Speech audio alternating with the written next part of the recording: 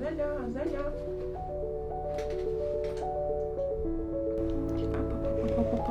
Еще каша, чит каша.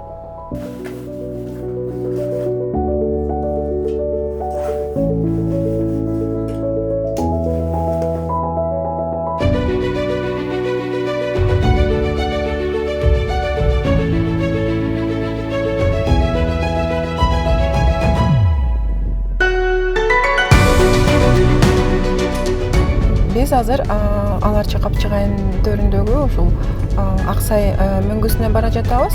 Аксай мөңгүсү жака бат-баттан барып турам. Мисалы бир айда мен 30 күн болсо, анын бир 12-15 күнүн ошол жака тоодогу ушул маалымат жыйноого, изилдөөлөргө коротом да.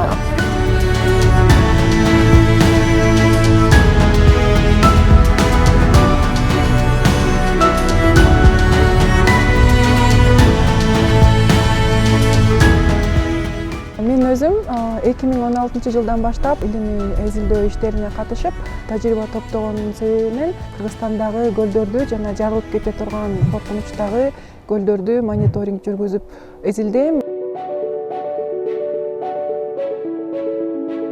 Адыгене ошол Кыргызстандагы эң бат эрип деградация болуп бараткан мөңгүнүн түрүнө кирет. Аяк жагы Тил тарабы деп коебуз.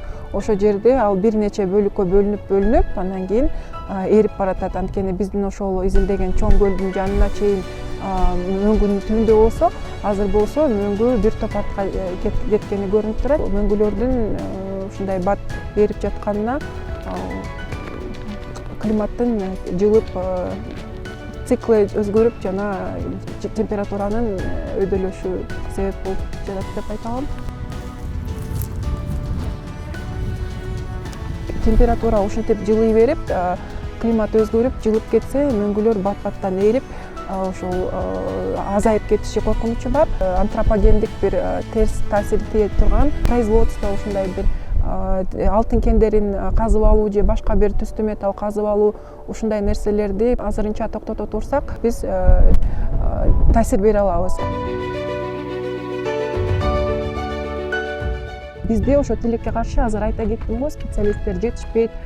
Бул илимдерге көңүл бурулбаган үчүн бизде ушул маренанын астында жайгашкан муз мөңгүнүн ошол запастарын изилдеп, алардын канчасы калды, канчасы эрип атат, ошол модульный сток канчасы агып кетип атат, ошого замер кылып ошону жүргүзгөн иштер, мониторингдер жана специалисттер жок.